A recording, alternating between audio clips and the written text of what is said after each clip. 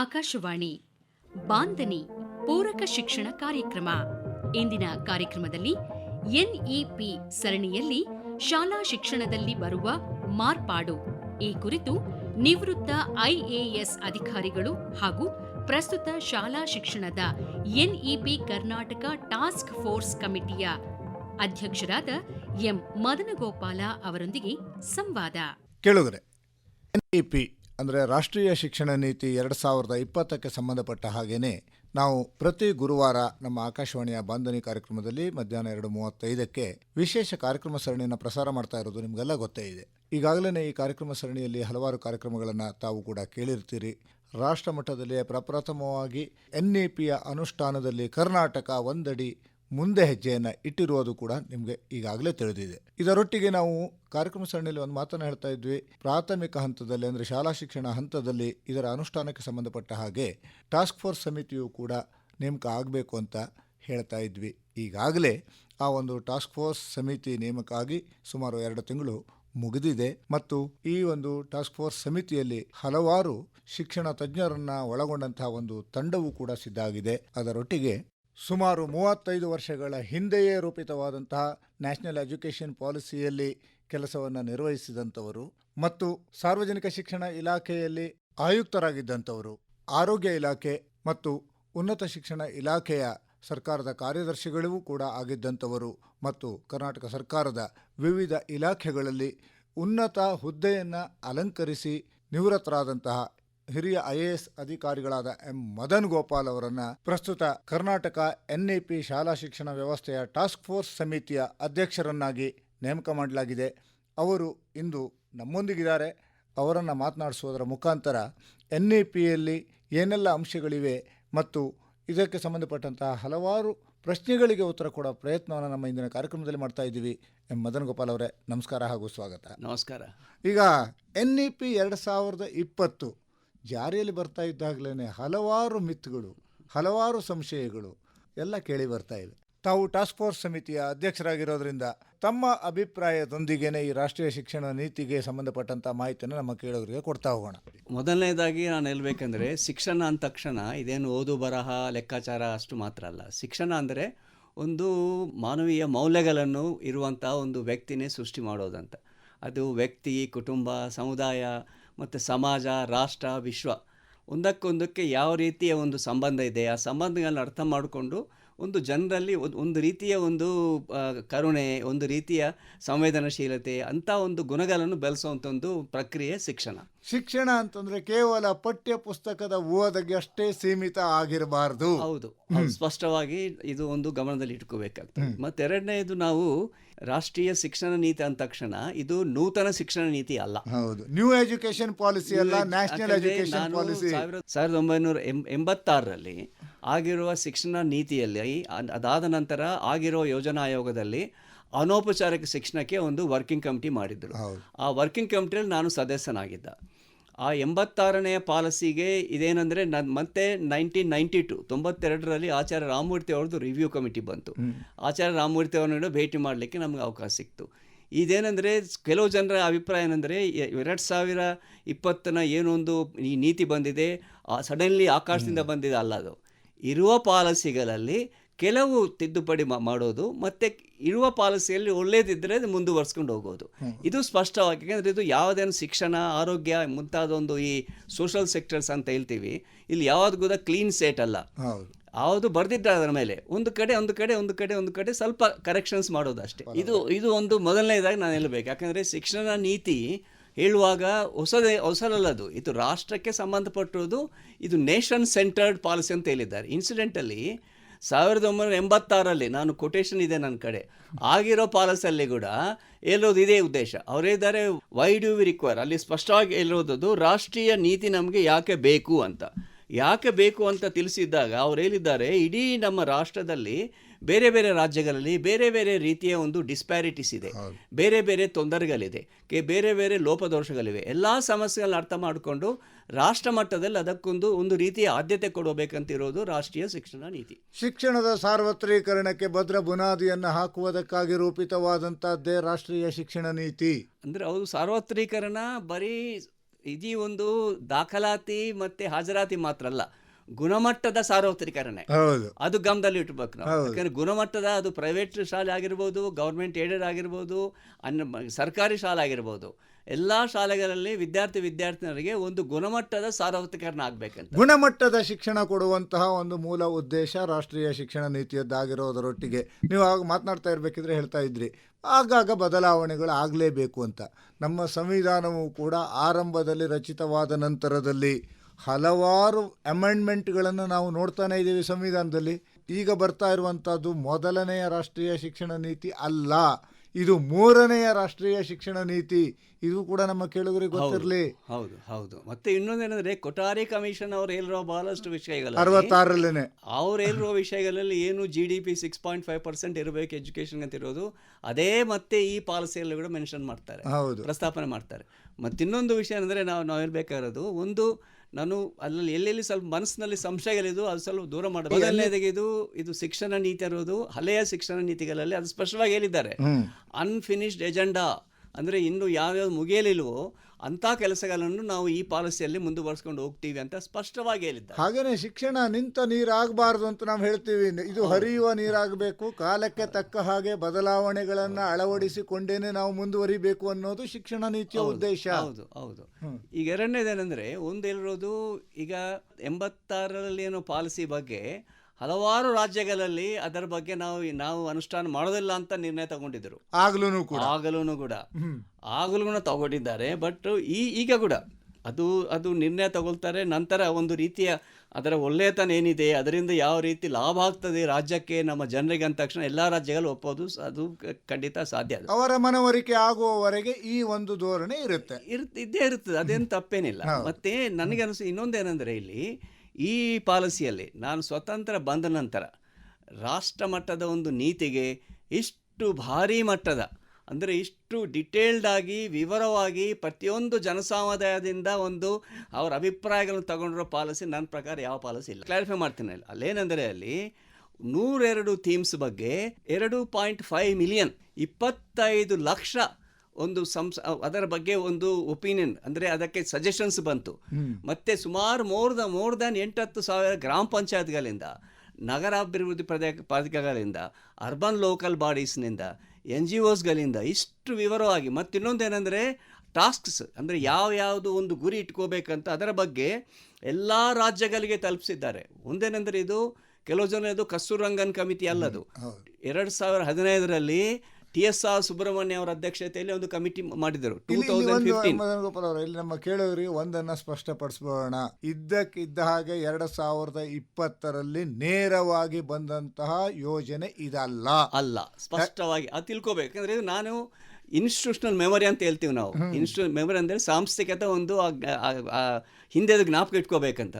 ಹಿಂದಿನ ಜ್ಞಾಪಕ ಇಟ್ಕೊಂಡಿದಾಗ Kothari commission report ಅಂತ ತಗೊಂಡು ಬರುವ 1960ಸಲ್ಲಿ ಬಂದಿರುವ 86 ಪಾಲಿಸಿ, 92 ರಿವ್ಯೂ, ಇದು ಕಂಟಿನ್ಯೂಯೇಷನ್ ಆಫ್ ದಿ ಎಕ್ಸಿಸ್ಟಿಂಗ್, ಅಂದರೆ ಪಾಲಿಸಿಯಲ್ಲಿ ಬದಲಾವಣೆ ಮಾಡಬೇಕಾಗ್ತದೆ. ಯಾಕಂದರೆ ಒಂದು ಚಾಲೆಂಜಸ್, ಫ್ಯೂಚರ್ ಚಾಲೆಂಜಸ್ ಗುರಿಯಲ್ಲಿ ಇಟ್ಕೊಂಡಿದ್ದಾಗ. ಮತ್ತು ಇನ್ನೊಂದೇನೆಂದರೆ, ಈ ಪಾಲಿಸಿಯಲ್ಲಿ ನಾವು ಎಷ್ಟೆಷ್ಟು ಥೀಮ್ಸ್ ತಗೊಂಡಿದ್ದಾರೆ, TSR ಸುಬ್ರಹ್ಮಣ್ಯಂ ಕಮಿಟಿಯವರು ಕೊಟ್ಟಿರುವ ವರದಿ ಆಧಾರದ ಮೇಲೆ 2015ರಲ್ಲಿ ಆಗಿರೋದು. TSR Subrahmanyam former cabinet secretary, ಅದಾದ ನಂತರ ಕಸ್ತೂರಂಗನ್ ಅವರ ಅಧ್ಯಕ್ಷತೆಯಲ್ಲಿ ಕಮಿಟಿ ಆಯಿತು. ಅದರಲ್ಲಿ ಎಲ್ಲ ಕಡೆ ಅಷ್ಟು ವಿಸ್ತೃತವಾಗಿ ಆಗಿರುವ ಚರ್ಚೆಗಳು ನನ್ನ ಅನಿಸಿಕೆ ಪ್ರಕಾರ ನಮ್ಮ ಸ್ವತಂತ್ರ ಭಾರತದಲ್ಲಿ ಇಂಥ ರೀತಿಯ ಚರ್ಚೆಗಳು ಎಲ್ಲಿ ಆಗಿಲ್ಲ. ಹೌದು. ನೀವು ಇದನ್ನು ಹೇಳಿದ್ದಕ್ಕೋಸ್ಕರವಾಗಿ ನಮ್ಮ ರಾಷ್ಟ್ರದ ಪ್ರಧಾನಮಂತ್ರಿಗಳಾದಂತಹ ನರೇಂದ್ರ ಮೋದಿಯವರು ಈ ಒಂದು ಮಸೂದೆಯನ್ನು ಕ್ಯಾಬಿನೆಟ್ನಲ್ಲಿ ಮಂಡಿಸುವಂಥ ಸಂದರ್ಭದಲ್ಲಿ ಒಂದು ಭಾಷಣವನ್ನು ಮಾಡ್ತಾರೆ. ಆ ಭಾಷಣದಲ್ಲಿ ಅವರು ಇದಕ್ಕೆ ಸಂಬಂಧಪಟ್ಟಂಥ ಚರ್ಚೆ ಹೇಗೆಲ್ಲ ನಡೀತು ಅನ್ನುವಂಥ ಮಾಹಿತಿಯನ್ನು ಕೂಡ ಹೇಳಿದರು. ಅದರ ಒಂದು ತುಣುಕನ್ನು ನಮ್ಮ ಕೇಳುಗರಿಗೆ ಕೇಳಿಸ್ತಾನೆ ಈ ಚರ್ಚೆ ಹೇಗೆ ನಡೀತು ಅನ್ನೋದನ್ನು ಕೂಡ ತಿಳಿಸ್ಬೋಣ. राष्ट्रीय शिक्षा नीति में बहुत महत्वपूर्ण भूमिका निभाने वाले देश के जाने माने वैज्ञानिक डॉक्टर कस्तूरी रंगन जी और उनकी टीम, इस सम्मेलन में भाग ले रहे वाइस चांसलर्स, अन्य सभी शिक्षाविद, सभी महानुभाव, आप सभी का बहुत बहुत अभिनंदन। नेशनल एजुकेशन पॉलिसी, राष्ट्रीय शिक्षा नीति के संदर्भ में आज का ये इवेंट बहुत ही महत्वपूर्ण है। इस कॉन्क्लेव से भारत के एजुकेशन वर्ल्ड को नेशनल एजुकेशन पॉलिसी, राष्ट्रीय शिक्षा नीति के विभिन्न पहलुओं के बारे में विस्तृत जानकारी मिलेगी। जितनी जानकारी और ज्यादा जानकारी ज्यादा स्पष्ट होगी, फिर उतना ही आसान इस राष्ट्रीय शिक्षा नीति का इम्प्लीमेंटेशन भी होगा। साथियों, 3-4 साल के व्यापक विचार विमर्श के बाद, लाखों सुझावों पर लंबे मंथन के बाद राष्ट्रीय शिक्षा नीति को स्वीकृत किया गया है। आज देश भर में इसकी व्यापक चर्चा हो रही है। अलग अलग क्षेत्र के लोग, अलग अलग विचारधाराओं के लोग अपने व्यूज दे रहे हैं, राष्ट्रीय शिक्षा नीति को रिव्यू कर रहे हैं। ये एक हेल्दी डिबेट है। ये जितनी ज्यादा होगी उतना ही लाभ देश की शिक्षा व्यवस्था को मिलेगा। ಮದನ್ ಗೋಪಾಲ್ ಅವರೇ, ಈಗ ನಾವು ರಾಷ್ಟ್ರದ ಪ್ರಧಾನಿಗಳಾದಂತಹ ನರೇಂದ್ರ ಮೋದಿಯವರು NEPಯನ್ನು ಕ್ಯಾಬಿನೆಟ್ನಲ್ಲಿ ಮಂಡಿಸುವಾಗ ನುಡಿದಂತಹ ಮಾತನ್ನು ಕೇಳ್ತಾ ಇದ್ವಿ. ಬಹಳಷ್ಟು ಜನರು ಒಂದು ಮಾತನ್ನು ಅಲ್ಲಲ್ಲಿ ಹೇಳೋದನ್ನು ಈಗಲೂ ಕೂಡ ಕೇಳ್ತಾನೆ ಇರ್ತೀವಿ. ಯಾವುದೇ ಚರ್ಚೆ ನಡೆಯದೆ ಈ NEPಯನ್ನು ಜಾರಿಗೆ ತರಲಾಯಿತು ಅಂತ. ಆದರೆ ನೀವು ಆರಂಭದಲ್ಲೇ ಹೇಳ್ತಾ ಇದ್ರಿ, 2015ರಲ್ಲಿಯೇ TSR ಸುಬ್ರಹ್ಮಣ್ಯಂ ಅವರ ನೇತೃತ್ವದಲ್ಲಿ ಈ NEPಗೆ ಸಂಬಂಧಪಟ್ಟಂತಹ ಒಂದಿಷ್ಟು ಅಂಶಗಳನ್ನು ಮಂಡಿಸಲಾಯಿತು. ಅದರ ನಂತರದಲ್ಲಿ ನಮ್ಮ ಕಸ್ತೂರಿ ರಂಗನ್ ಅವರ ಅಧ್ಯಕ್ಷತೆಯಲ್ಲಿ ಈ ಒಂದು ಸಮಿತಿ ನೇಮಕ ಆಯಿತು ಅಂತ.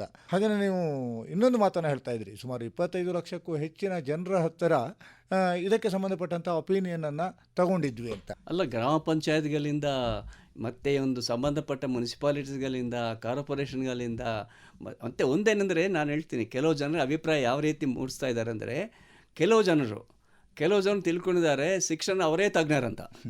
ಅವನ್ನೇ ಕನ್ಸಲ್ಟ್ ಮಾಡಲಿಲ್ಲ, ಗೊತ್ತಿದೆ ನನಗೆ. ಅವ್ರು ಮಾಡೋಕ್ಕೆ ಸಾಧ್ಯ ಇಲ್ಲ. ಯಾಕಂದರೆ ಪ್ರತಿಯೊಬ್ಬರು ನಾನು ತಜ್ಞ ಅಂತ ತಿಳ್ಕೊಂಡಿದ್ದಾಗ ನನ್ನೇ ಕನ್ಸಲ್ಟ್ ಮಾಡಿಲ್ಲ, ಅದಕ್ಕೆ ಯಾವ ಕನ್ಸಲ್ಟೇಷನ್ ಆಗಿಲ್ಲ ಅಂದರೂ ತಪ್ಪು ನನ್ನ ಪ್ರಕಾರ.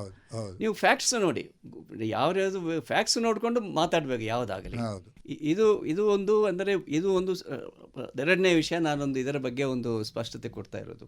ಮೂರನೇ ವಿಷಯ ಏನಂದರೆ, ಕೆಲವು ಜನ ಹೇಳ್ತಾರೆ ಈ ರೈಟ್ ಟು ಎಜುಕೇಷನ್, RTE, ಅದರಲ್ಲಿ ಅಂದರೆ ರೈಟ್ ಟು ಎಜುಕೇಷನ್ಗೆ ಅದು ಮೂಲಭೂತ ಹಕ್ಕದು. ಮೂಲಭೂತ ಹಕ್ಕು ಸಂವಿಧಾನ ತಿದ್ದುಪಡಿ ಆಗಿದೆ.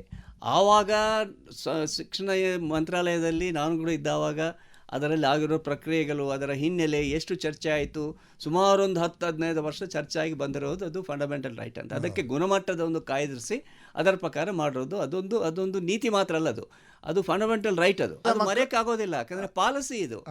ಕೆಲವು ಜನ ಹೇಳ್ತಾರೆ ರೈಟ್ ಟು ಎಜುಕೇಷನ್ ಬಗ್ಗೆ ಇದರಲ್ಲಿ ಏನು ಪ್ರಸ್ತಾಪನೆ ಇದೆ. ಅದರಲ್ಲಿ ರೈಟ್ ಟು ಎಜುಕೇಷನ್ ಚೌಕಟ್ಟಿನಲ್ಲಿ ಯಾವ ನೀತಿ ಆಗಲಿ ಮಾಡಬೇಕಾಗ್ತದೆ ನಾವು. ಯಾಕೆ ತಾವು ಅದು ಬೇಕಂತ ನೀವು ಟೀಕೆ ಮಾಡಿದ್ರೆ ಮಾಡಿ, ತೊಂದರೆ ಇಲ್ಲ ನನಗೆ. ಬಟ್ ಆದರೆ ಫ್ಯಾಕ್ಟ್ಸ್ ನೋಡಿ ನೀವು.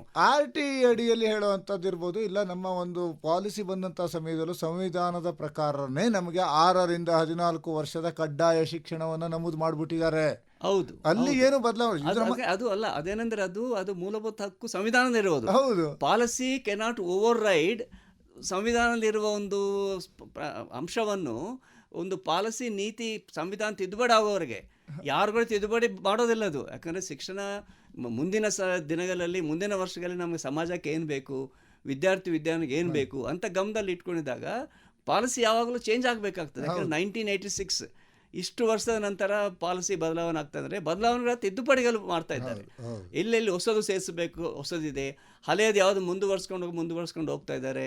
ಅದರಲ್ಲಿ ಯಾವುದು ಇನ್ಫ್ರಾಸ್ಟ್ರಕ್ಚರ್ಗೆ ಗಮನ ಕೊಡಬೇಕಾ, ಸಾಫ್ಟ್ ಸ್ಕಿಲ್ ಡೆವಲಪ್ಮೆಂಟ್ಗೆ ಗಮನ ಕೊಡಬೇಕಾ, ತರಬೇತಿಗೆ ಗಮನ ಕೊಡಬೇಕಾ, ಎಲ್ಲೆಲ್ಲಿ ಯಾವ ರೀತಿಯ ಸ್ಟ್ರಕ್ಚರಲ್ಗೆ ಅಂದರೆ ಇರುವ ಸಂಸ್ಥೆಗಳಿಗೆ ಯಾವ ರೀತಿ ಬದಲಾವಣೆ ತರಬೇಕು, ಎಲ್ಲ ವಿಷಯಗಳ ಬಗ್ಗೆ ಬಹಳ ವಿವರವಾಗಿ ನಮ್ಮ ಪಾಲಿಸಿಯಲ್ಲಿದೆ. ಹೌದು, ಈ ಪಾಲಿಸಿಯಲ್ಲಿ ನಮ್ಮ ಕೆಳಗರಿಗೆ ಒಂದು ಸ್ಪಷ್ಟಪಡಿಸ್ಬಿಡ್ಬೋದು ಅಂತಂದರೆ, ಶಿಕ್ಷಣ ಬದಲಾವಣೆ ಆಗದೇ ಇದ್ದರೆ ನಾವು ಇನ್ನೂ ಕೂಡ ಗುರುಕುಲ ಶಿಕ್ಷಣದಲ್ಲಿಯೇ ಇರಬೇಕಾಗ್ತಿತ್ತು. ಗುರುಕುಲದಿಂದ ಶಾಲಾ ಶಿಕ್ಷಣಕ್ಕೆ ಬಂದ್ವಿ, ಶಾಲಾ ಶಿಕ್ಷಣದಿಂದ ಕೌಶಲ್ಯ ಶಿಕ್ಷಣಕ್ಕೆ ಈಗ ಹೊರಡ್ತಾ ಇದ್ದೀವಿ. ಗುರುಕುಲ ಶಿಕ್ಷಣದಲ್ಲಿ ಒಂದು ರೀತಿಯ ಒಳ್ಳೆಯ ಅಂಶಗಳಿರ್ತು, ಇಲ್ಲ ಅಂತಲ್ಲ ನಾನು. ಯಾಕಂದರೆ ಗುರುಕುಲ ಶಿಕ್ಷಣದಲ್ಲಿರೋದು ನಮಗೆ ಒಂದು ಗುರು ಮತ್ತು ಶಿಷ್ಯ ಒಂದು ರೀತಿಯ ಒಂದು ಸಂಬಂಧ ಇರ್ತು, ನಾಟ್ ಎ ಗೌರ್ಮೆಂಟ್ ಎಂಪ್ಲಾಯ್ ಅಂತಲ್ಲ. ಆ ರೀತಿಯ ಒಂದು ಗುರುವಿಗಿರುವ ಗೌರವ ಮತ್ತು ಒಂದು ನಾವೇನು ಉಪನಿಷತ್ ಅಂತ ಹೇಳ್ತೀವಿ, ಉಪನಿಷತ್ತಿನ ಸಾರಾಂಶ ಏನಂದರೆ ಗುರು ಮತ್ತು ಶಿಷ್ಯ ಕೂತ್ಕೊಂಡು ಮಾತಾಡ್ತಾರೆ. ಆ ರೀತಿಯ ಒಂದು ಓಪನ್ ಸೆಷನ್ ಅಂತೀವಿ ನಾವು. ನಮ್ಮ ಕರ್ನಾಟಕ ರಾಜ್ಯದಲ್ಲಿ ಬಸವ ಕಲ್ಯಾಣದಲ್ಲಿದೆ ಅನುಭವ ಮಂಟಪ ಅಂತ ರೀತಿ ಅನುಭವದಿಂದ ಕಲಿಯುವಂಥ ಎಕ್ಸ್ಪೀರಿಯನ್ಷಿಯಲ್ ಲರ್ನಿಂಗ್ ನಾವು ಹೇಳ್ತಾ ಇದ್ದೀವಿ. ಹಳೆಯ ಕಾಲದಲ್ಲಿದೆ ಅದರಲ್ಲಿ, ಅಂದರೆ ನಮ್ಮ ಹಳೆಯ ಪದ್ಧತಿಗಳು ಅದು ಒಂದು ಕಣ್ಣು ಮುಚ್ಕೊಂಡು ಮುಂದುವರಿಸೋದಲ್ಲ, ಅದು ಟ್ರೆಡಿಷನಲ್ ವ್ಯಾಲ್ಯೂಸು ಮತ್ತು ಮಾಡರ್ನ್ ಚಾಲೆಂಜಸ್ ಎರಡರೂ ನಾವು ಗಮನದಲ್ಲಿ ಇಟ್ಕೊಂಡು ಬಂದಿರುವ ಇದು ನೀತಿ. ಇದು ಮೂರನೇ ಅಂಶ ನಾವು ಗಮನದಲ್ಲಿ ಇಟ್ಕೋಬೇಕಾಗ್ತದೆ. ಮತ್ತೆ ಬೇರೆ ಬೇರೆ ನಾನೊಂದು ಮುಖ್ಯವಾಗಿ ಟಾಸ್ಕ್ ಫೋರ್ಸ್ ಅಲ್ಲಿ ಶಾಲಾ ಶಿಕ್ಷಣಕ್ಕೆ ಸಂಬಂಧಪಟ್ಟ ನಾನು ಚೇರ್ಮನ್ ಆಗಿದ್ದೇನೆ. ಈಗ ನೇರವಾಗಿ ಆ ವಿಷಯಕ್ಕೆ ಬರ್ತೇನೆ. ಮದನ್ ಗೋಪಾಲ್ ಅವರೇ, ಇಷ್ಟು ದಿನಗಳ ಕಾಲ ಈ ಒಂದು ಕರ್ನಾಟಕದಲ್ಲಿ NEPಗೆ ಸಂಬಂಧಪಟ್ಟ ಹಾಗೇನೆ ಶಾಲಾ ಶಿಕ್ಷಣಕ್ಕೆ ಸಂಬಂಧಪಟ್ಟಂತಹ ಒಂದು ಟಾಸ್ಕ್ ಫೋರ್ಸ್ ಇಲ್ಲ, ಒಂದು ಕಮಿಟಿ ಅಥವಾ ಸಮಿತಿ ಇರಲಿಲ್ಲ. ಆದರೆ ಈಗ ಅದು ಒಂದು ಫಾರ್ಮ್ ಆಗಿದೆ. ಭಾಳ ಜನರ ಬೇಡಿಕೆ ಆಗಿತ್ತು ಅದು. ಟಾಸ್ಕ್ ಫೋರ್ಸನ್ನು ಫಾರ್ಮ್ ಮಾಡಿ ಒಂದು ರೂಪುರೇಷೆಯನ್ನು ನಮಗೆ ಹೇಳಿ ತಿಳಿಸಿ ಒಂದು ರೋಡ್ ಮ್ಯಾಪನ್ನು ಹಾಕ್ಕೊಡಿ ಅಂತ ಕೇಳ್ತಾ ಇದ್ರು. ಪ್ರಾಥಮಿಕ ಹಾಗೂ ಪ್ರೌಢಶಿಕ್ಷಣ ಇಲಾಖೆಗೆ ಸಚಿವರಾಗಿ BC ನಾಗೇಶ್ ಅವರು ಬರ್ತಾ ಇದ್ದ ಹಾಗಲೇ ಟಾಸ್ಕ್ ಫೋರ್ಸ್ ಸಮಿತಿಯು ಕೂಡ ರಚಿತ ಆಯಿತು. ತಾವು ಈ ಒಂದು ಶಾಲಾ ಶಿಕ್ಷಣದ NEPಗೆ ರೋಡ್ ಮ್ಯಾಪ್ ಹಾಕೋದಕ್ಕೆ ರೂವಾರಿಗಳಾಗಿ ಈಗ ತಾವು ಕೂತಿದ್ದೀರಿ. ಟಾಸ್ಕ್ ಫೋರ್ಸ್ ಕಮಿಟಿಯ ಒಂದು ಚೇರ್ಮನ್ ಆಗಿರೋದ್ರಿಂದ ನಿಮಗೆ ಚಾಲೆಂಜಸ್ಸು ಇದೆ, ಗುರಿಯೂ ಕೂಡ ಇದೆ. ಚಾಲೆಂಜಸ್ ಏನು, ಗುರಿ ಏನು ಅನ್ನೋದನ್ನು ಈಗ ಹೇಳ್ತಾ. ಹಿಂದೆ ಯಾವುದು ಟಾಸ್ಕ್ ಫೋರ್ಸ್ ಇಲ್ಲ ಅಂತಲ್ಲ, ಪಾಲಿಸಿ ಬಂದ ನಂತರ ಶ್ರೀ SV ರಂಗನಾಥ್ ಅವರು ನಿವೃತ್ತ ಮುಖ್ಯ ಕಾರ್ಯದರ್ಶಿ ಅಧ್ಯಕ್ಷತೆಯಲ್ಲಿ ಒಂದು ಟಾಸ್ಕ್ ಫೋರ್ಸ್ ಮಾಡಿದರು. ಬಟ್ ಆದರೆ ಆ ಟಾಸ್ಕ್ ಫೋರ್ಸ್ ಇಡೀ ಶಿಕ್ಷಣ ನೀತಿಗೆ ಸಂಬಂಧಪಟ್ಟ ಸಂಪೂರ್ಣ ಕಾಲೇಜು ಶಿಕ್ಷಣದವರೆಗೂ ಸೇರಿ ಮತ್ತೆ ಒಂದು ಶಿಕ್ಷಕರ ತರಬೇತಿಗೆ ಅಂತ ಅಲ್ಲ. ಅದರಿಂದ ಇದು ಸ್ಪಷ್ಟವಾಗಿ, ಇದು ಮುಖ್ಯವಾಗಿ ಅಂತಲ್ಲ, ಇದು ಶಾಲಾ ಶಿಕ್ಷಣಕ್ಕೆ ಸಂಬಂಧಪಟ್ಟದ್ದು. ಅದರಲ್ಲಿ ಶಿಕ್ಷಕರ ಒಂದು ತರಬೇತಿಗೆ ಸಂಬಂಧಪಟ್ಟಿರೋದು ಇದು ಮಾಡಿರುವಂಥ ಒಂದು ಟಾಸ್ಕ್ ಫೋರ್ಸ್. ಅಲ್ಲಿ ಭಾಳ ತಜ್ಞರಿದ್ದಾರೆ, ಈ ಶಿಕ್ಷಣ ಕ್ಷೇತ್ರದಲ್ಲಿ ಕೆಲಸ ಮಾಡಿರುವ ಭಾಳ ನಿವೃತ್ತ ಅಧಿಕಾರಿಗಳಿದ್ದಾರೆ, ಟೀಚರ್ಸ್ ಇದ್ದಾರೆ. ಇದರಿಂದ ಒಂದು ರೀತಿಯ ಒಂದು ಈ ಗ್ರೌಂಡೆಡ್ ಅಂತ ಹೇಳ್ಬೇಕಾಗ್ತದೆ ನಾವು. ಅಂದರೆ ಒಂದು ಈ ಫೀಲ್ಡ್ ರಿಯಾಲಿಟಿ ಅಂದರೆ ಗಮನದಲ್ಲಿ ಇಟ್ಕೊಂಡು ಮಾಡಿರುವ ಟಾಸ್ಕ್ ಫೋರ್ಸ್ ಇದು. ಈ ಟಾಸ್ಕ್ ಫೋರ್ಸ್ಗೆ ತಾವು ಅಧ್ಯಕ್ಷರಾಗಿರೋದ್ರಿಂದ ಇಲ್ಲಿ ನಿಮಗೆ ಒಂದಿಷ್ಟು ಚಾಲೆಂಜಸ್ ಇದ್ದೇ ಇದೆ. ಮೊದಲನೇದಾಗಿ ಚಾಲೆಂಜ್ ಬಗ್ಗೆನೇ ಮಾತನಾಡಿಕೊಂಡು ಆನಂತರ ನಿಮ್ಮ ಗುರಿಯ ಬಗ್ಗೆ ಮಾತನಾಡೋದು. ಏನು ಚಾಲೆಂಜಸ್ ಅನ್ನು ಫೇಸ್ ಮಾಡ್ತಾ ಇದ್ದೀರಿ? ಅಲ್ಲ, ಚಾಲೆಂಜಸ್ ಅಂದರೆ ಒಂದು ನಮಗೆ ಸರ್ಕಾರದ ಒಂದು ಆದೇಶದ ಪ್ರಕಾರ ಭಾರತ ಸರ್ಕಾರದಿಂದ ನಮ್ಮ ರಾಜ್ಯ ಸರ್ಕಾರ ಬಂದಿರೋದು 26 ಪೊಸಿಷನ್ ಪೇಪರ್ಸ್, ಅಂದರೆ ಒಂದು ಥೀಮ್ಸ್ ಅಂತಿದೆ. ಅದರಲ್ಲಿ ಶಿಕ್ಷಣದ ಬಗ್ಗೆ ಮತ್ತು ಭಾಷೆಯ ಬಗ್ಗೆ ಮತ್ತು ಫಿಲಾಸಫಿ ಆಫ್ ಎಜುಕೇಷನ್ ಮತ್ತು ಭಾಳಷ್ಟು ವಿಷಯಗಳ ಬಗ್ಗೆ ಒಂದು ರೀತಿಯ ಕಮಿಟಿಗಳಿವೆ. ಒಂದು ಪೊಸಿಷನ್ ಪೇಪರ್ಸ್ ಇತ್ತು. ಪೊಸಿಷನ್ ಪೇಪರ್ ಸಂಬಂಧಪಟ್ಟಿದ್ದಾಗ ಇತ್ತೀಚೆಗೆ ಒಂದೆರಡು ತಿಂಗಳಿಂದಲೇ ನಾವೊಂದು ಕಮಿಟೀಸ್ ಮಾಡಿದ್ದೀವಿ. ಅದರಲ್ಲಿ ಹಲಬರುವರು, ಈಗಿರುವವರು ಎಲ್ಲರೂ ಸೇರಿಸಿ ಯಂಗ್ ಆ್ಯಂಡ್ ಓಲ್ಡ್ ಎಕ್ಸ್ಪೀರಿಯನ್ಸ್ಡ್ ಅವರೊಂದು 26 ಒಂದು ಕಮಿಟೀಸ್ ಇದೆ ಪೊಸಿಷನ್ ಪೇಪರ್ಸ್ಗೆ. ಆ ಪೊಸಿಷನ್ ಪೇಪರ್ಸ್ಗೆ ಡಿಸೆಂಬರ್ ಒಳಗಡೆ ಅವ್ರು ಕೊಡಿ ಅಂತ ನಾವು ಅವ್ರಿಗೆ ತಿಳಿಸಿದ್ದೀವಿ. ಅದು ಕೊಡ್ತಾರೆ. ಅದೊಂದು ಮೊದಲನೇದು ಮಾಡಬೇಕಾದ್ರು. ಮತ್ತು ಎರಡನೇದು ಏನಂದರೆ ಒಂದು ನಮಗೆ ನೀವು ಚಾಲೆಂಜಸ್ ಅಂತ ನಾವು ಹೇಳ್ಕೊಂಡಿದ್ದಾಗ ಮುಖ್ಯವಾಗಿ ಚಾಲೆಂಜ್ ಇದರಲ್ಲಿ ಕೆಲವು ಬದಲಾವಣೆಗಳು ತರಲಿಕ್ಕೆ ಪ್ರಯತ್ನ ಪಟ್ಟಿದ್ದಾರೆ. ಕೆಲವು ಬದಲಾವಣೆಗಳು ನಾನು 1986 ಪಾಲಿಸಿಯಲ್ಲಿ ಇರೋ ಬದಲಾವಣೆ ಇನ್ನೂ ಕೆಲ ಕಡೆ ಇಂಪ್ಲಿಮೆಂಟ್ ಆಗಿಲ್ಲ. ನಮ್ಮ ಕರ್ನಾಟಕ ರಾಜ್ಯಗಳು ಇಂಪ್ಲಿಮೆಂಟ್ ಆಗಿಲ್ಲ. ನಾನು ಹೇಳ್ತೀನಿ ಅದರದ್ದು. ಇನ್ನೊಂದೇನೆಂದರೆ ಇದು 2020 ಪಾಲಿಸಿ ಏನಿದೆ, 1 ವರ್ಷ 2 ವರ್ಷ ಅಲ್ಲ, 20 ವರ್ಷದಲ್ಲಿ ಮಾಡಬೇಕವರ ಪಾಲಿಸಿ. ಅದು 20 ವರ್ಷ ಅನ್ಫೋಲ್ಡಿಂಗ್ 2035ರವರೆಗೆ ಅದರಲ್ಲಿ ಏನೇನು ಚೇಂಜಸ್, ಯಾವುದು ಸಾಧ್ಯತೆ ಇದೆಯೋ, ಎಲ್ಲಿ ಮಾಡಬೇಕಂದ್ರೆ ಇದಂದ್ರೆ ಒಂದಕ್ಕೊಂದು ಸಂಬಂಧ ಇರ್ತದಲ್ಲ. ಸಡನ್ ಚೇಂಜಸ್ ಅನ್ನು ಕಾಣೋದಕ್ಕೆ ಸಾಧ್ಯ ಇಲ್ಲ, ಮಾಡಕ್ಕೆ ಸಾಧ್ಯ ಇಲ್ಲ. ಯಾಕಂದ್ರೆ ಈಗ ನಾವು ಒಂದು ಶಿಕ್ಷಕರು, ವಿದ್ಯಾರ್ಥಿನಿಯರು ಮತ್ತು ಪೋಷಕರು ಇವರ ಗಮನದಲ್ಲಿ ಇಟ್ಕೋಬೇಕಾಗ್ತದೆ. ಮತ್ತಿನ್ನೊಂದೇನೆಂದರೆ ಒಂದು ಶಿಕ್ಷಣ ಸಂಸ್ಥೆಗಳು ನಡೆಸ್ತಾ ಇರೋದು, ಪ್ರೈವೇಟ್ ಸಂಸ್ಥೆಗಳಿವೆ, ಸರ್ಕಾರಿ ಸಂಸ್ಥೆಗಳಿವೆ, ಸರ್ಕಾರಿನಿಂದ ಅನುದಾನ ಪಡ್ತಾ ಇರೋ ಸಂಸ್ಥೆಗಳಿವೆ. ಅದರ ಜೊತೆ ಬೇರೆ ಬೇರೆ ತರಹ ನಡೆಸ್ತಾರೆ. ನಮ್ಮಲ್ಲಿ ಈ ಸಾಮಾಜಿಕ ಕಲ್ಯಾಣ ಇಲಾಖೆಯಲ್ಲಿ ಸಂಸ್ಥೆಗಳು ಬೇರೆ ಇವೆ. ಆ ರೀತಿ ಇರುವಾಗ ನಮ್ಮಲ್ಲಿ ರೆಸಿಡೆನ್ಷಿಯಲ್ ಸ್ಕೂಲ್ಸ್ ಬೇರೆ ಇವೆ. ರಾಜ್ಯಕ್ಕೆ ಸಂಬಂಧಪಟ್ಟಿದ್ದಾಗನೇ ಇಷ್ಟು ಬೇರೆ ಬೇರೆ ತರಹ ಒಂದು ಶಾಲೆಗಳಿವೆ, ಮ್ಯಾನೇಜ್ಮೆಂಟ್ಸ್ ಬೇರೆ ಬೇರೆ ಇದೆ. ಅದು ಗಮನದಲ್ಲಿ ಇಟ್ಕೊಂಡಿದ್ದಾರೆ. ಬೇರೆ ಬೇರೆ ಇವೆ. ಅದು ಎಲ್ಲ ವಿಷಯಗಳು ಗಮನದಲ್ಲಿ ಇಟ್ಕೊಂಡು ಅವರಿಗೆ ಅನ್ವಯ ಆಗೋ ರೀತಿಯಲ್ಲಿ ಮಾಡಬೇಕಂದ್ರೆ ಬಹಳಷ್ಟು ಅದಕ್ಕೆ ಚರ್ಚೆಗಳು ಆಗಬೇಕಾಗಿದೆ. ಮತ್ತು ಮೇನ್ ಚಾಲೆಂಜ್ ಅಂದರೆ 2-3 ನನಗೆ ಅನಿಸಿರೋದು. ಮೊದಲನೇದು ಏನಂದರೆ ಮುಖ್ಯವಾಗಿ ಆಗಬೇಕಾಗಿರೋದು ಇಲ್ಲಿ ಈ ಎರ್ಲಿ ಚೈಲ್ಡ್ಹುಡ್ ಎಜುಕೇಷನ್ ಅಂತ ಹೇಳಿದ್ದಾರೆ. ಎರ್ಲಿ ಚೈಲ್ಡ್ಹುಡ್ ಬುನಾದಿ ಶಿಕ್ಷಣ, ಪೂರ್ವ ಬಾಲ್ಯಾವಸ್ಥೆ ಆರೈಕೆ ಮತ್ತು ಶಿಕ್ಷಣ, early childhood care and education. ಅದು ಭಾಳ ಕಷ್ಟವಾದ ವಿಷಯ ನನ್ನ ಪ್ರಕಾರ. ಯಾಕಂದರೆ ಈಗಿರುವ ಸ್ಥಿತಿಯಲ್ಲಿ ನಮ್ಮಲ್ಲಿ ICDS ಅಲ್ಲಿ ಅಂಗನವಾಡಿ ಸೆಂಟರ್ಸ್ ಇವೆ, ಮತ್ತು ನಗರ ಪ್ರದೇಶಗಳಲ್ಲಿ ಮತ್ತು ಬೇರೆ ಬೇರೆ ಕೆಲವು ಪಟ್ಟಣಗಳಲ್ಲಿ ಮಾಂಟಿಸರಿ ಸ್ಕೂಲ್ಸ್ ಇವೆ, ಕಿಂಡರ್ ಗಾರ್ಡನ್ ಸ್ಕೂಲ್ಸ್ ಇವೆ, ಡೇ ಕೇರ್ ಸೆಂಟರ್ಸ್ ಇವೆ, ಹೋಮ್ ಕೇರ್ ಸೆಂಟರ್ಸ್ ಇವೆ. ಇದೆಲ್ಲ ಗಮನದಲ್ಲಿ ಇಟ್ಕೊಂಡಿದ್ದಾಗ ಇದಕ್ಕೆ ಇರೋದವರು 3 ವರ್ಷ. ಯಾಕಂದರೆ ಒಂದು ಶಿಕ್ಷಣ ತಜ್ಞರ ಒಂದು ಸಂಶೋಧನೆ ಪ್ರಕಾರ ಯಾಕೆ ನಮ್ಮ ಶಾಲೆಗಳಲ್ಲಿ ಡ್ರಾಪ್ಔಟ್ ಆಗ್ತಾ ಇದೆ, ಮುಖ್ಯವಾಗಿ ಸರ್ಕಾರಿ ಶಾಲೆಗಳಲ್ಲಿ ಡ್ರಾಪ್ಔಟ್ ಆಗ್ತಾರೋ ಯಾಕೆಂದರೆ ಅವರಿಗೆ ಫೌಂಡೇಶನ್ ಆಗ್ತಾ ಇಲ್ಲ.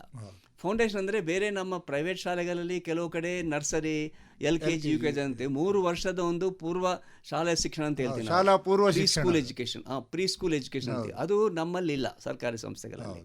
ಮತ್ತು ಅಲ್ಲಿ ನಮ್ಮ ಚೌಕಟ್ಟಿನಲ್ಲಿ ಕೂಡ ಇಲ್ಲ. ಅದರಲ್ಲಿ ರಿಜಿಸ್ಟ್ರೇಷನ್ ಮಾಡ್ಕೊಡ್ತಾರೆ ಅಂತ ಬಿಟ್ಟು ಅದಕ್ಕೆ ಗುಣಮಟ್ಟ ಯಾವ ರೀತಿ ಡಿಟೇಲ್ಸ್ ಇರಬೇಕು, ಯಾವ ರೀತಿ ಪಠ್ಯಕ್ರಮ ಇರಬೇಕು, ಅದರ ಬಗ್ಗೆ ಯಾವ ರೀತಿ ನಮಗೆ ಒಂದು ರೀತಿಯ ಸ್ಪಷ್ಟತೆ ಇಲ್ಲ. ಅಂದ್ರೆ ಅಂಗನವಾಡಿ ಕೇಂದ್ರಗಳು ಮುಖ್ಯವಾಗಿ ಹೆಲ್ತ್ ಕೇರ್ಗೆ ಫೋಕಸ್ ಮಾಡಿದಷ್ಟು ಶಿಕ್ಷಣಕ್ಕೆ ಫೋಕಸ್ ಮಾಡಿ. ಅಂಗನವಾಡಿಯಲ್ಲಿ ಹೆಲ್ತ್ ಕೇರ್ ಇದೆ ಮತ್ತು ಮದರ್ ಕೇರ್ ಇದೆ, ಸ್ವಲ್ಪ ಓದು ಬಾರ ಕೂಡ ಕಲಿಸೋದು ಜವಾಬ್ದಾರಿ ಇದೆ. ಸುಮಾರು ನಮ್ಮ ರಾಜ್ಯದಲ್ಲಿ 60,000 ಅಂಗನವಾಡಿ ಸೆಂಟರ್ಸ್ ಇವೆ. ಮತ್ತು ಅದರ ಜೊತೆ ಅವ್ರಿಗೇನೆಂದರೆ ಅವ್ರ ಮುಖ್ಯ ಗುರಿ ಹೊಂದಿದೆ ಅವರಿಗೆ. ಈಗ ಸಡನ್ಲಿ ನಾವು ಅಂಗನವಾಡಿ ಸೆಂಟರ್ಸ್ನೇ ಮುಚ್ಚೋಕ್ಕೆ ಸಾಧ್ಯ ಇಲ್ಲ, ಮಾಡಬಾರ್ದು ಕೂಡ. ಅಂಗನವಾಡಿ ಶಿಕ್ಷಕಿಯರನ್ನೇ ಗಮನದಲ್ಲಿ ಇಟ್ಕೊಂಡು ಅವರ ಮಟ್ಟಕ್ಕೆ ಯಾವ ರೀತಿಯ ತರಬೇತಿ ಬೇಕಾಗ್ತದೆ, ತರಬೇತಿಗೆ ಬೇಕಾಗಿರೋ ಮಾಡ್ಯೂಲ್ಸ್ ಬೇಕಾಗ್ತದೆ, ತರಬೇತಿ ಕೊಡುವಂತಹ ಸಂಪನ್ಮೂಲ ವ್ಯಕ್ತಿಗಳು ಬೇಕಾಗ್ತದೆ. ಇದು ಮೊದಲನೇದು. ಮತ್ತು ಎರಡನೇದು ಮತ್ತು Montessori, kindergarten, day care centres ಇವೆಲ್ಲ ಇರುವಾಗ ಆ ಎಲ್ಲ ಸಂಸ್ಥೆಗಳಿಗೆ ಒಂದು ರೀತಿಯ ಒಂದು ಕಾಮನಾಲಿಟಿ ಕ್ರಿಯೇಟ್ ಮಾಡಬೇಕಾಗ್ತದೆ. ಯಾವುದು ಮೆರ್ಜ್ ಮಾಡೋದು ಸಾಧ್ಯ ಇಲ್ಲ, ಮೆರ್ಜ್ ಮಾಡಬಾರ್ದು ಕೂಡ. ಎಲ್ಲ ಒಂದು ಅಂಬ್ರೆಲಾ ತಂದು ಒಂದೇ ನಿರ್ದೇಶನ ಮಾಡೋದು ಸಾಧ್ಯ ಇಲ್ಲ, ಮಾಡಬಾರ್ದು ಕೂಡ ನನ್ನ ಪ್ರಕಾರ. ಬೇರೆ ಬೇರೆ ಸಮಸ್ಯೆಗಳು ಅಂದರೆ ಪಟ್ಟಣ ಪದವಿಗಳ ಸಮಸ್ಯೆಗಳು ಬೇರೆ. ಇನ್ನೊಂದೇನೆಂದರೆ ಬಹಳಷ್ಟು ಕಡೆ ನೇಬರ್ಹುಡ್ ಸ್ಕೂಲ್ಸ್, ಅದು ಮಾಂಟೆಸರಿ, ಕಿಂಡರ್ ಗಾರ್ಡನ್ ಅಂದರೆ ಮನೆ ಪಕ್ಕ ಇರೋರು. ಯಾಕಂದರೆ ಅವರು ನಾವು ನೌಕರಿ ಹೋಗ್ತಾ ಇರ್ತಾರೆ, ತಂದೆ ತಾಯಿಗಳು, ಅದು ಮಕ್ಕಳು ಬಿಟ್ಟು ಹೋಗ್ತಾರೆ. ಕೆಲವು ಜನ ಚೆನ್ನಾಗಿ ಕ್ವಾಲಿಟಿ ಇದೆ, ಕೆಲವು ಜನ ಏನೋ ಇರ್ತಾರಪ್ಪ ನೋಡ್ಕೊಳ್ಳಪ್ಪ ಅಂತ ಬಿಡೋರ್ಗು ಇರ್ತಾರೆ. ಅಂಥ ವಿಷಯ ಇದ್ದಾಗ ವೈವಿಧ್ಯತೆ ಇದೆ. ಆ ವೈವಿಧ್ಯತೆಯನ್ನು ಎಲ್ಲರೂ ಕೂಡ ಕಾಪಾಡ್ಕೊಳ್ಬೇಕಂತ ಅವ್ರ ಮನಸ್ಸಲ್ಲಿ ಇರ್ತದೆ. ಅವರ ವೈವಿಧ್ಯತೆ ಮತ್ತು ಅವರ ಅಟಾನಮಿ, ಅವರೇನು ಮಾಡ್ತಾರೋ ವಿಷಯಕ್ಕೆ ತೊಂದರೆ ಆಗಬಾರ್ದ ರೀತಿಯಲ್ಲಿ ಒಂದು ಈ ECEಯಲ್ಲಿ ತರೋದು ಭಾಳ ಒಂದು ಮೇಜರ್ ಚಾಲೆಂಜ್ ನನ್ನ ಪ್ರಕಾರ. ಮತ್ತೇನೆಂದರೆ ಅಲ್ಲಿ ಟೆಕ್ಸ್ಟ್ ಬುಕ್ ಅಲ್ಲ. ನಮಗೊಂದು ಕರ್ನಾಟಕದಲ್ಲಿ ನಮಗೊಂದು ಅಡ್ವಾಂಟೇಜ್ ಏನಂದರೆ ನಮ್ಮಲ್ಲಿ ಚಿಲಿಪಿಲಿ ಅಂತ ಕಾರ್ಯಕ್ರಮ ಇದೆ. ಚಿಲಿಪಿಲಿ ಮಹಿಳಾ ಮತ್ತು ಮಕ್ಕಳ ಕಲ್ಯಾಣ ಇಲಾಖೆಯಿಂದ ಅಂಗನವಾಡಿ ಸೆಂಟರ್ಸ್ಗಳಲ್ಲಿ ಒಂದು ಕಾರ್ಯಕ್ರಮ ಪ್ರಾರಂಭ ಮಾಡಿದ್ದಾರೆ. ಅದು activity based joyful learning. Text book ಇಲ್ಲ ಅಲ್ಲಿ. ಟಾಯ್ಸ್ ಮತ್ತು ಬೇರೆ ಇಲಿಸ್ಟ್ರೇಷನ್ಸು ಮತ್ತು ಚಿಕ್ಕ ಮಕ್ಕಳಿಗೆ ಏನು ಗೊತ್ತಾಗಬೇಕು ಅಂತ ಮಾತ್ರ ತಿಳಿಸುವಂಥ ಒಂದು ಚಿಲಿಪಿಲಿ ಕಾರ್ಯಕ್ರಮ ಇದೆ. ಆ ಚಿಲಿಪಿಲಿ ಕಾರ್ಯಕ್ರಮದಲ್ಲಿ ಈಗ ಮಾಡಿಫಿಕೇಶನ್ಸ್ ಮಾಡಬೇಕಾಗಿದೆ. ಸ್ಟ್ರೆಂಥನ್ ಮಾಡೋದು ಮಾಡಿಫಿಕೇಶನ್, ಅದು ಎಕ್ಸ್ಪ್ಯಾಂಡ್ ಮಾಡೋದು ಒಂದೇ. ಯಾಕಂದರೆ ಅದು ಬರೀ ಅಂಗನವಾಡಿ ಸೆಂಟರ್ಸಲ್ಲಿ ಮಾತ್ರ ಇದೆ. ಅದು ಮಹಿಳಾ ಮತ್ತು ಮಕ್ಕಳ ಕಲ್ಯಾಣ ಇಲಾಖೆಯಲ್ಲಿದೆ. ಆ ಇಲಾಖೆಯಲ್ಲಿಗೆ ಮತ್ತು ಶಿಕ್ಷಣ ಇಲಾಖೆ ಒಂದು ರೀತಿಯ ಕೋಆರ್ಡಿನೇಷನ್ ಬೇಕಾಗ್ತದೆ. ಆ ಕೋಆರ್ಡಿನೇಷನ್ ತರೋದು ಮತ್ತು ಅಂಗನವಾಡಿ ಜೊತೆ ನಮ್ಮಲ್ಲಿ ಅಂದರೆ ಪರಿಸ್ಥಿತಿ ಅಂದರೆ ನಮ್ಗೆ ಅದೃಷ್ಟವಶಾತ್ ನಮ್ಮದು ಈ ಚಿಲಿಪಿಲಿ ಕಾರ್ಯಕ್ರಮ ಇದೆ. ಮತ್ತು ಸುಮಾರು ಒಂದು 2,500 ಶಾಲೆಗಳಲ್ಲಿ ನಮ್ಮ ಪ್ರಾಥಮಿಕ ಶಾಲೆ ಅಂಗನದಲ್ಲಿ ಆ ಏರಿಯಾದಲ್ಲಿ ಅಂಗನವಾಡಿ ಸೆಂಟರ್ಸ್ ಇದೆ. ಅದೊಂದು ನಮಗೊಂದು ಅಡ್ವಾಂಟೇಜ್. ಮತ್ತು ಇನ್ನೊಂದು ಸುಮಾರು 222 ನಮ್ಮದಲ್ಲಿ ರೆಸಿಡೆನ್ಷಿಯಲ್ ಸ್ಕೂಲ್ಸ್ ಇವೆ. ರೆಸಿಡೆನ್ಸ್ ಸ್ಕೂಲ್ಸಲ್ಲಿ ಕೂಡ ಅಂಗನವಾಡಿ ನಮ್ಮ ಈ ಪ್ರೀ ಸ್ಕೂಲ್ ಎಜುಕೇಷನ್ ಫೆಸಿಲಿಟಿ ಇದೆ. ಅಂಥ ಕಡೆ ಒಂದು ಮೊದಲನೇ ಹಂತವಾಗಿ ಪ್ರಾರಂಭ ಮಾಡಬೇಕಾಗ್ತದೆ ನಾವು. ಅದು ಕೂಡ ಒಂದೇ ವರ್ಷ ಎಲ್ಲ ಮಾಡೋದಲ್ಲ, ಹಂತವಾಗಿ ಮಾಡಿದರೆ ಸಾಧ್ಯತೆ ಇದೆ. ಅದಕ್ಕೆ ಎಲ್ಲರಿಗೂ ಒಂದೇ ರೀತಿಯ ತರಬೇತಿ ಅಲ್ಲ. ಅಂಗನವಾಡಿಯಲ್ಲಿ ಬೇರೆ ಬೇರೆ ಹಂತದಲ್ಲಿ ಇರೋರು ಇದ್ದಾರೆ, ಅವ್ರಿಗೆ ಸೂಟ್ ಆಗೋ ರೀತಿಯಲ್ಲಿ ತರಬೇತಿ ಆಗಬೇಕು. ಮತ್ತು ಒಂದೇನೆಂದರೆ ನಮಗೆ ಒಂದು ಒಳ್ಳೆಯದು ವಿಷಯ ನಾನು ಹೇಳಬೇಕಂದ್ರೆ, ಗುಲ್ಬರ್ಗ ಅಂದರೆ ಈಗೇನಂತೀನೋ ಕಲ್ಯಾಣ ಕರ್ನಾಟಕ ವಿಭಾಗದಲ್ಲಿ, ಕಲ್ಯಾಣ ಕರ್ನಾಟಕದಲ್ಲಿ ಗೊತ್ತಿದೆ ಬೀದರು, ಗುಲ್ಬರ್ಗ, ಯಾದಗಿರಿ, ರಾಯಚೂರು, ಕೊಪ್ಪಳ, ಬಳ್ಳಾರಿ ಈ ಜಿಲ್ಲೆಗಳಿಗೆ ಸಂಬಂಧಪಟ್ಟಿದ್ದಾಗ ಅಲ್ಲಿರುವ ನಮ್ಮ ಸಾರ್ವಜನಿಕ ಶಿಕ್ಷಣ ಒಂದು ಅಡಿಷನಲ್ ಕಮಿಷನರ್ ಅವರು 1.5 ವರ್ಷಗಳಿಂದ 12,000 ಅಂಗನವಾಡಿ ಕಾರ್ಯಕರ್ತರಿಗೆ ತರಬೇತಿ ಕೊಟ್ಟಿದ್ದಾರೆ. ಇದು ಒಂದು ರೀತಿ 52 ವಿಡಿಯೋಸ್ ಮಾಡಿದ್ದಾರೆ, ಶಾರ್ಟ್ ವಿಡಿಯೋಸ್. ಅದು ಒಂದು ನಮಗೆ ರೆಡಿ ಆಗಿದೆ. ಅದು ಆ ಮಾದರಿ ಸ್ವಲ್ಪ ಅಪ್ಡೇಟ್ ಮಾಡಿಕೊಂಡು ಆ ಮಾಡಲಲ್ಲಿ ನಮ್ಮ ರಾಜ್ಯದ ಬೇರೆ ಬೇರೆ ವಿಭಾಗಗಳಲ್ಲಿ ನಾವು ಹಂತವಾಗಿ ನಾವು ಅನುಷ್ಠಾನ ತರೋದು ಸಾಧ್ಯತೆ ಇದೆ.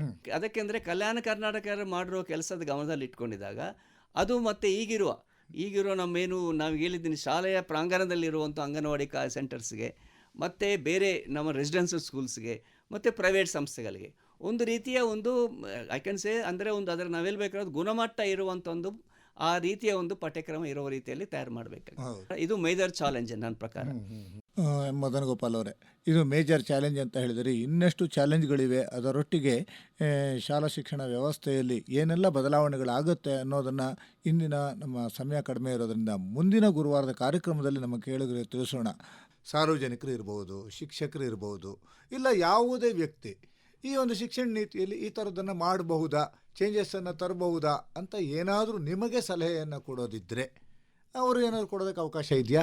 ಖಂಡಿತ ಇದೆ. ಯಾಕಂದರೆ ಇದು ನಾವು ಈ ಸ್ಟೇಕ್ ಹೋಲ್ಡರ್ ಕನ್ಸಲ್ಟೇಷನ್ ಅಂತ ನಾವು ಸ್ಪಷ್ಟವಾಗಿ ನಮ್ಮ ಗುರಿಯಲ್ಲಿದೆ. ಅದರ ಪ್ರಕಾರ ನಮ್ಮ ಶೈಕ್ಷಣಿಕ ನೀತಿ ಏನೊಂದು ಈ ನೀತಿಯ ಅನುಷ್ಠಾನ ಮಾಡೋದಲ್ಲಿ ಯಾವ ರೀತಿ ಮಾಡೋಕ್ಕೆ ಸಾಧ್ಯತೆಗಳಿವೆ, ಯಾವ ಹಂತದಲ್ಲಿ ಏನು ಮಾಡಬೇಕು, ಪಠ್ಯಕ್ರಮ ಸಂಬಂಧಪಟ್ಟ ವಿಷಯ ಇರ್ಬೋದು, ತರಬೇತಿ ಸಂಬಂಧ ಇರ್ಬೋದು, ಮತ್ತು ಸಂಸ್ಥೆಗಳ ಪುನರ್ರಚನೆ ಆಗಿರ್ಬೋದು, ಇಂಥ ವಿಷಯಗಳ ಬಗ್ಗೆ ಸಾರ್ವಜನಿಕರು, ಶಿಕ್ಷಕರು, ಶಿಕ್ಷಕಿಯರು, ತಜ್ಞರು ಎಲ್ಲರೂ ಯಾರಿಗೆ ಒಂದು ಸಲಹೆ ಕೊಡಬೇಕಂದ್ರೆ ದಯವಿಟ್ಟು ಸಲಹೆ ಕೊಡಿ. ತಾವು ಮುಕ್ತ ಸಲಹೆಗೆ ಏನೋ ಅವಕಾಶವನ್ನು ಕೊಟ್ಬಿಟ್ರಿ. ಆ ಸಲಹೆಯನ್ನು ಕೊಡಬೇಕು ಅಂತಂದ್ರೆ ಎಲ್ಲಿ ಕೊಡಬೇಕು? ಅವರು ಇಲ್ಲ, ಸಮಗ್ರ ಶಿಕ್ಷಣ ಅಭಿಯಾನ ಕಚೇರಿಯಲ್ಲಿ ಅಲ್ಲೇ ನಿರ್ದೇಶಕರಿದ್ದಾರೆ, ಅವ್ರಿಗೆ ಕಳಿಸ್ಬೋದು. ಇಲ್ಲಾಂದ್ರೆ ನೇರವಾಗಿ ನಮ್ಗೆ ಕಳಿಸ್ಬೋದು. ನೇರವಾಗಿ ನಿಮ್ಗೆ ಕಳಿಸ್ಬೋದು ಅಂತಂದ್ರೆ ಇಮೇಲ್ಗೆ ಕಳಿಸ್ಬೋದು. ಬೇಕಂದ್ರೆ ಇಮೇಲ್ ಕೂಡ ಹೇಳ್ತೀನಿ. ಬೇಕಂದ್ರೆ Madan17 Madan17@gmail.com Madan17